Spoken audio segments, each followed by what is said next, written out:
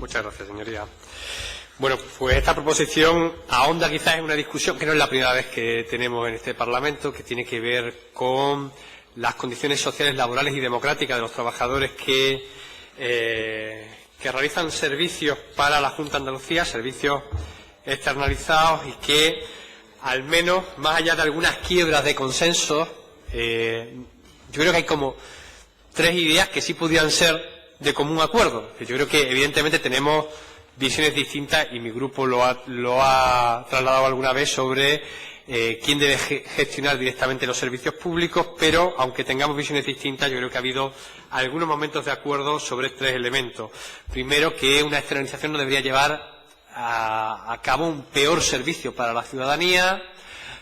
La segunda, que no debería ser más costosa para las arcas públicas, una externalización, yo creo que eso también debería ser de común acuerdo.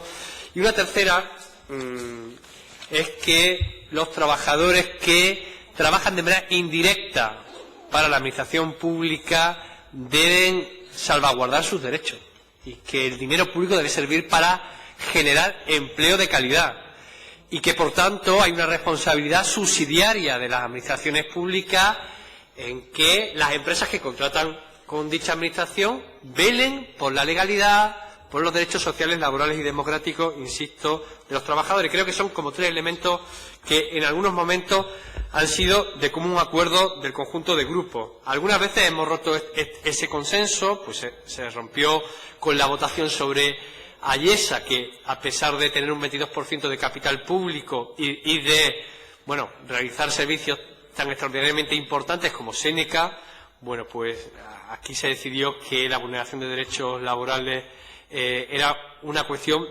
privada y que había que llevarlo a los tribunales y que no hay una responsabilidad pública sobre eso. Fue un momento de quiebra de ese consenso, igual que lo fueron las proposiciones no de ley del 061 y del 112, que además pedían el rescate del servicio público, y ahí, aunque fueron aprobadas mayoritariamente, el Partido Socialista no estuvo en el acuerdo. Pero, más allá de eso, creo que los discursos sobre estos tres elementos parecen que, bueno, nos retornan hacia el común acuerdo.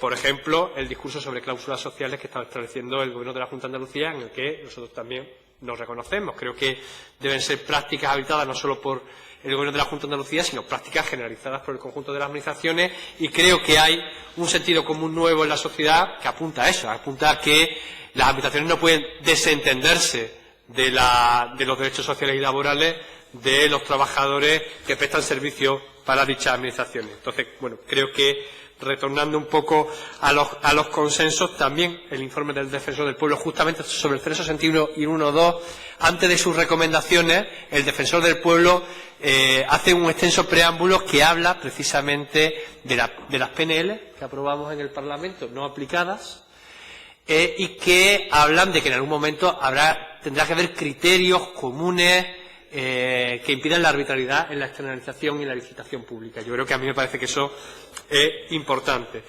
Nuestro grupo no renuncia a que la proposición no de ley, por si acaso, quede constancia, no renuncia a que la proposición no de ley que se aprobó en el Parlamento se aplique. Es decir, a nosotros nos gustaría que el recorrido final fuera que el mandato democrático mayoritario donde se ejerce la soberanía popular, que es el Parlamento, al final se aplicara. Pero mientras tanto, mientras no se aplica, pues entendemos que al menos deberían blindarse los derechos de los trabajadores que prestan esos servicios. Justamente en un sector que es el sector del telemarketing, que es un sector quizás que representa el nuevo precariado. Es decir, si hay un nuevo tipo de fábrica que solo disciplina, ya no genera rebeldía, solo disciplina, que genera miedo, sumisión, control de la vida de los trabajadores y demás, el sector del telemarketing tiene como todas las papeletas para ser el paradigma de nueva fábrica disciplinante, ¿no? En concreto, en la provincia de Sevilla hay 7.000 trabajadores trabajando en el telemarketing, y la empresa Conecta, que es la empresa a la que se le ha dado el servicio del 061, bueno, pues tiene como 3.000 trabajadores en esta provincia. Y tenemos varios problemas con esta empresa. El primero es que la organización del trabajo no permite la conciliación familiar. Justamente un día después de un hito histórico como fue el 8 de marzo de ayer, el Día de la Mujer Trabajadora, que llenó a las calles de dignidad feminista, hoy nos encontramos que las administraciones vuelven a adjudicar a empresas que ni siquiera tienen plan de igualdad. Y nos referimos a empresas que, que sabemos que van a trabajar al menos a 3 turnos, 24 horas, porque van a prestar el servicio de emergencia sanitaria y cuyo componente fundamental es femenino. Es decir, que no esté en la licitación la exigencia a una empresa con un tamaño como esta que tenga un plan de igualdad para la conciliación familiar, a mí me parece sumamente grave.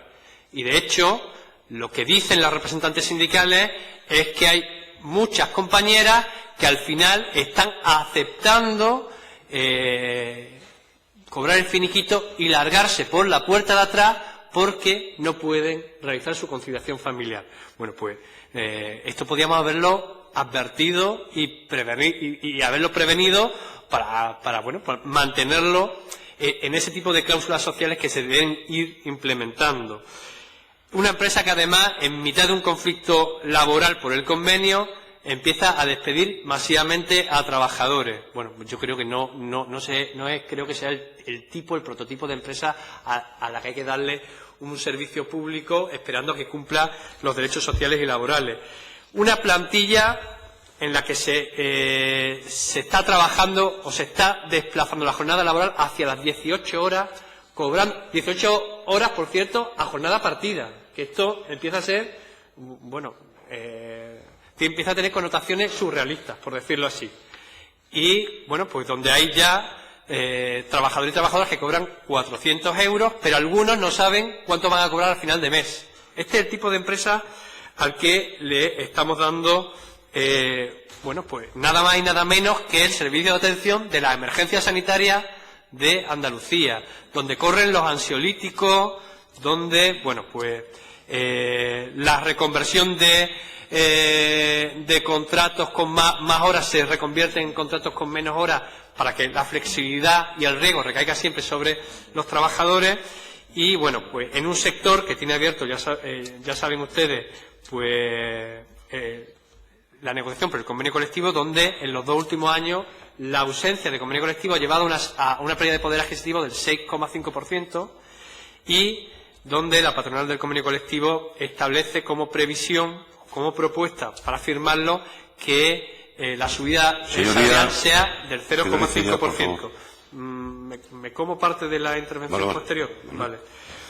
En definitiva, y para cerrar, hay 4 elementos fundamentales en la PNL, que sería el apoyo a las reivindicaciones de los trabajadores, que nos parece que en este momento debería ser un gesto, es decir, lo que están pidiendo es el cumplimiento de la legalidad, no otro tipo de cosas, la recuperación de poder adquisitivo, evidentemente, pero sobre todo el cumplimiento de la legalidad, las medidas que se puedan arbitrar desde esta administración, las que se puedan y las que estén en su competencia para intervenir en el conflicto.